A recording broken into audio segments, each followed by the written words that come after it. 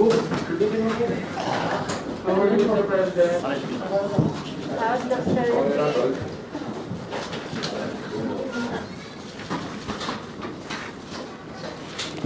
Well, as I had said earlier, as soon as we have more to announce, we will ask for you to come. So, sandali lang, we are video briefing. We, as I'm sure you know, nakakatanggap na ako ng mga congratulatory messages from different heads of states. Nakausap ko na ang unang nakatawag sa amin ay yung US, the President Joe Biden, and China, President Xi. Nakausap ko na yung also the Japanese Prime Minister Kishida. I even spoke to the outgoing Prime Minister of Australia, PM Morrison, who just went through an election also. So, marami na talagang nangyayari, marami na talagang we are already being recognized. This new administration is being already recognized. Mukha namang walang problema sa recognition. Maybe the comfortable margin that we enjoyed during the election has a part to play with that. In connection of that, today I met with three ambassadors, the ambassador of South Korea, the ambassador of Japan, the ambassador from India, and now the head of station of the United States, where we were able to discuss many of the things that how we are going to handle the next few years in terms of our relationships with the different countries. Ang aking lang laging pinapaalala sa kanila, sinasabi ko, palagay ko, sa pandemyang ito, ang recovery ng lahat natin ay hindi kakayanin ng kahit isang bansa, kahit gaano kayaman. Kailangan the partnerships will be the one that will bring us through. Keep the global economy at least as stable as is possible, and will give us the opportunities for us to take advantage of the opening of the global economy. So I think that we were all in agreement that that is going to be the situation. Specifically in Japan, with the Japanese ambassador, we spoke about some of the ODA projects that JICA ODA that possibly we can pursue. At marami siyang ipinakita sa amin na mga possibilities in terms of infrastructure, in terms of transportation infrastructure, in terms of the usual horizontal infrastructure, and also of employment, where he would like to see an increase. Japan would like to see an increase of employment of Filipinos in Japan. So that we will pursue those opportunities further. With the ambassador of South Korea, napag-usapan namin yung IT, digital communication, because South Korea is still considered to be one of the best in the world when it comes to IT. And I said, kung sana matulungan mo kami diyan. Pinag-usapan din namin with the South Korean ambassador, napag-usapan din namin yung offer nila at yung nakapunta na rito ng mga expert na nuclear power para tignan ang Bataan Nuclear Power Plant para makita kung ano ba ang maaring gawin. Pwede pa bang ituloy o kailangan na magtayo ng bago? What are the things that we will have to do? So, binuhay namin ulit ang diskusyon na yon. Although they have come before, we will now study their recommendations and their findings, and we will see if it can still apply. Because as we have been talking about all through the campaign, isa sa pinakamalaking problema is the supply of power. If we are going to industrialize post-pandemic, we are going to go through rapid industrialization, when the power sector must be ready for that. And The problem with in the power sector is that laki ang lead time. Kahit na siguro yung pinakamaliit na planta, 3 years yan. Minimum 3 to 5 to 7 years. But kahit na hindi aabutan ng administrasyon ko, we still have to start somewhere. So we spoke about that and some of the other security concerns for the region. Siyempre, North Korea is of continuing concern to South Korea, and the stability in our area is something that we had also discussed. With the ambassador from India, we hit upon, he had 3 very interesting programs that they are instituting in India that I think might be applicable in the Philippines. And we again agreed to go into these different areas in greater detail. Number 1, of course, is agriculture. We have a lot, we can learn a lot, especially from India, not only in the techniques of agriculture, but also in the protection of farmers and how to bring the average age of the farmers down from what it is now. Nung nababasa ko, 57, 50, 56, 57 ang average age ng ating mga magsasaka. At walang pumapasok ng mga kabataan. And one of the solutions that was proposed is that it will, kung gawin nating high-tech yung ating agriculture, magiging interesting para sa mga mas bata. Because with the new technologies, we will need young people anyway. So we started talking about that and the protection of the farmers. I also, because it is one of the conclusions we arrived at during and after the pandemic, after the first hit of the pandemic, yung gamot. And we know that India is one of the largest manufacturers of generic drugs. And I think, I said, if we could go into partnership para magkaroon ng production dito sa Pilipinas, turuan nyo kami what is the manufacturing technology, what are the necessary things that have to be put in place. Is there new legislation? We have to put up a new agency, or we will have to do training of those of yung mga nasa atin na tao. But in the end, to be able to provide at least the basic, yung mga basic lang na mga gamot na dito na nanggagaling. Marami na tayong ginagawa pero marami pa rin kulang. And kaya naman siguro, I have no doubt na yung ating mga manufacturers dito, kaya naman nilang gawin yan. Pero we will get advice because may experience ang India. Kaya siguro naman marami silang maipapakita sa atin. Titignan natin kung babagay dito sa Pilipinas, baka maka-adapt tayo, and we will also be able to pursue that.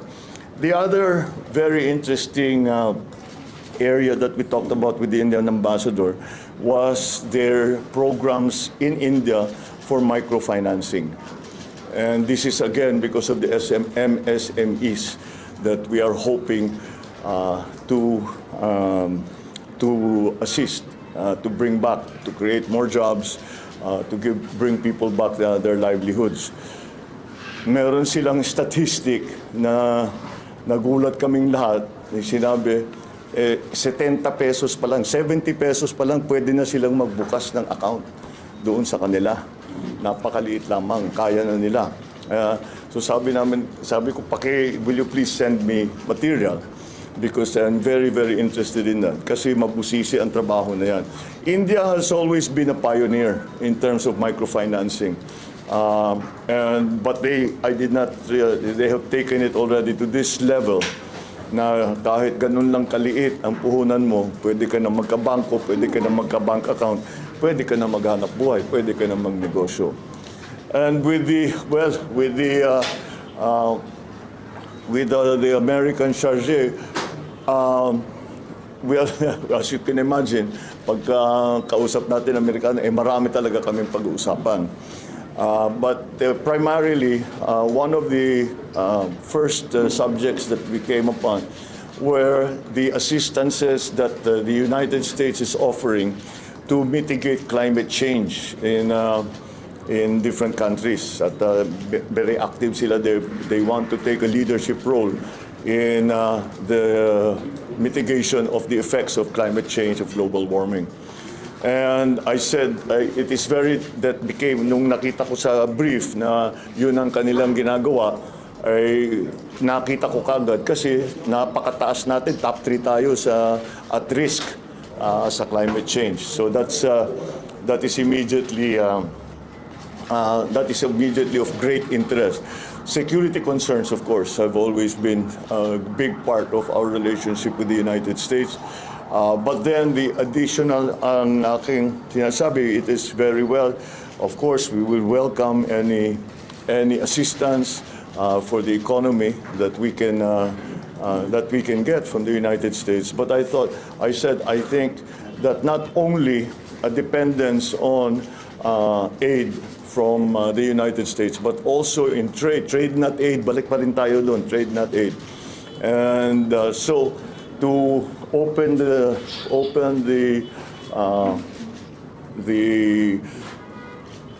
government, the bureaucracy, this administration, to the possibilities of private partnerships, joint venture from the Philippines and with the American. Marami naman tayong history sa ganyan. Marami nagbubukas dito na kumpanya na American for a long time now. So that is a well-established route or role that we have the part of our relationship. Siyempre, security concerns, pinag-usapan namin the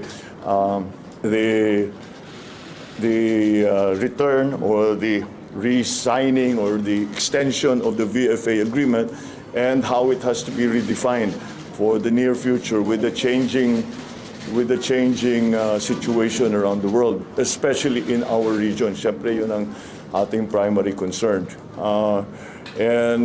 So we talked about some new technologies that might be available to us in terms again of power generation, but which ang usapan talaga nasa climate change. Napunta kasi naman climate change napupunta yan sa lahat ng sektor eh.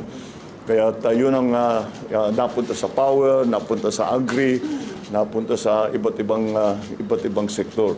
So that is the extent of my discussions with the ambassadors today.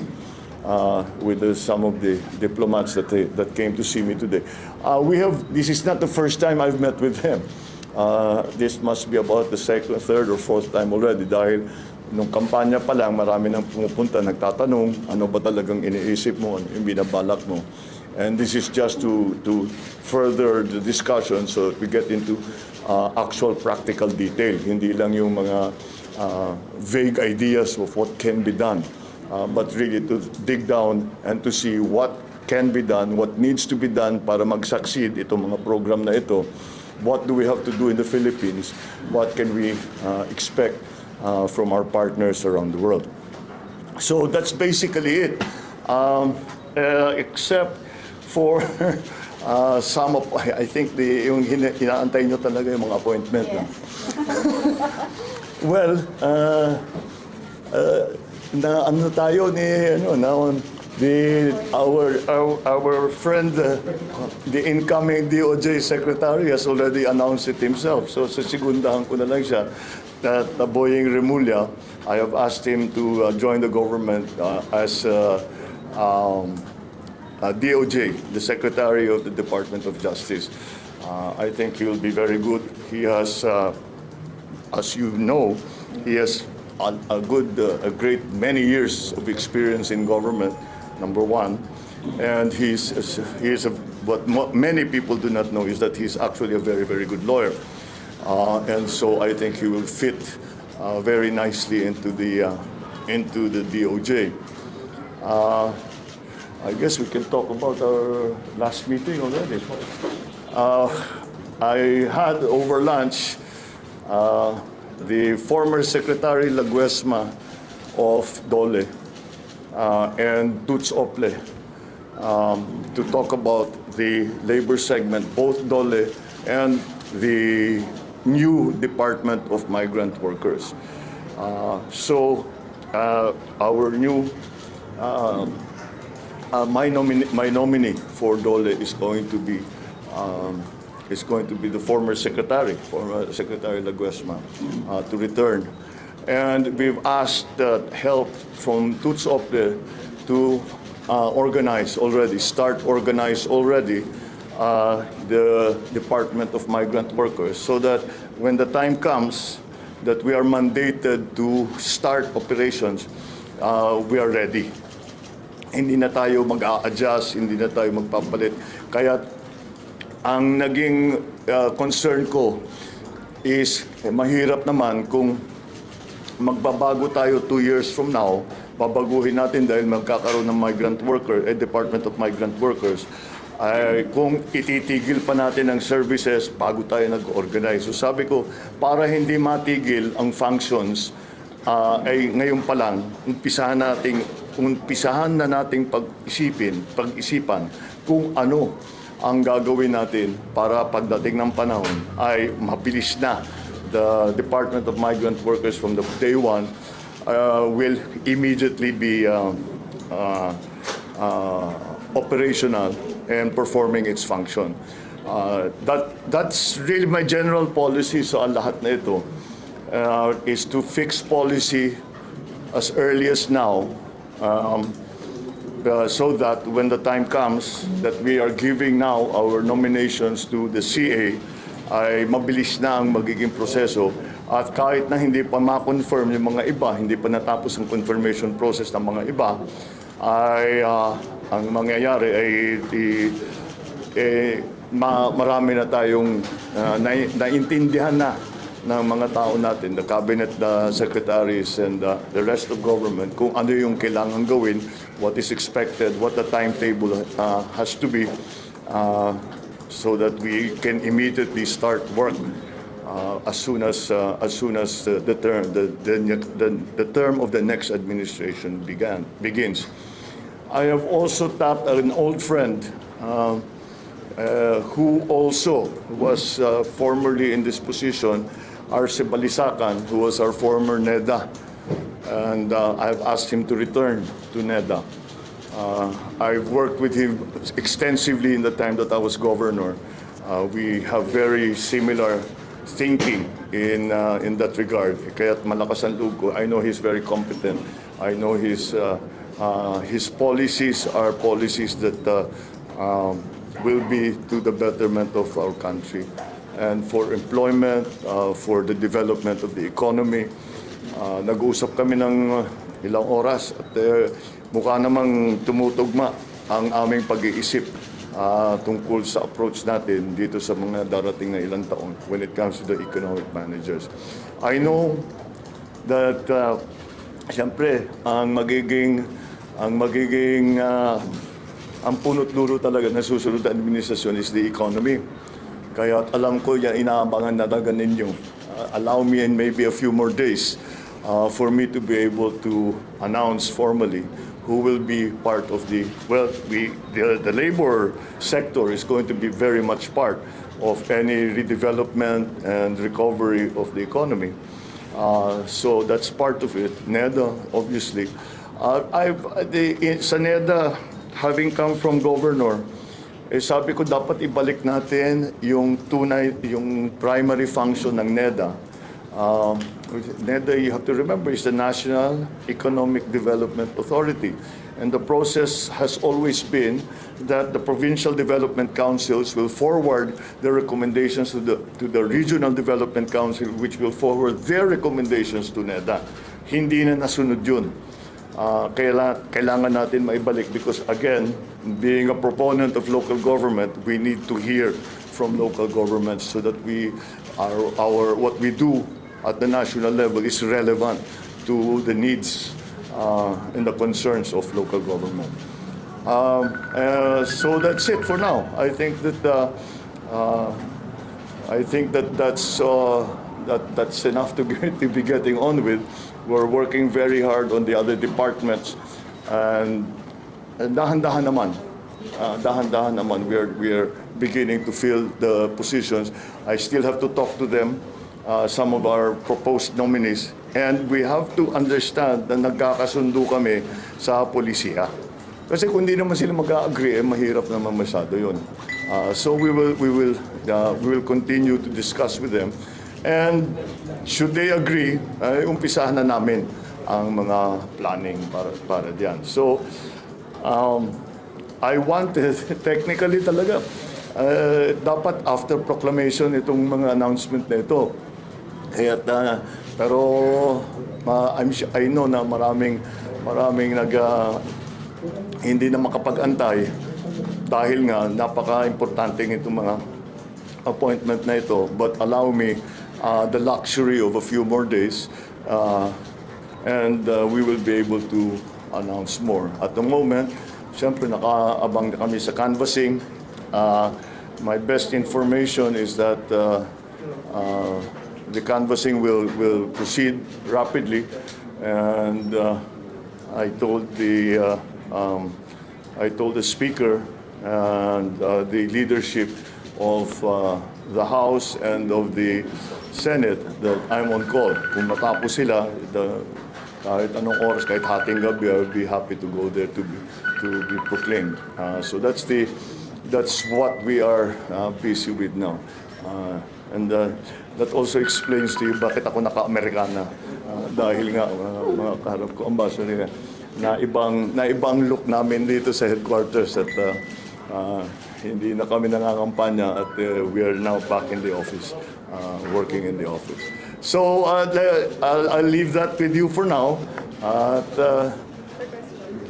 Well, I'll take a few. Sa inauguration po, Mr. President, are we going to hold it sa grandstand po since parang Hindi kaya, because nga na may ospital eh.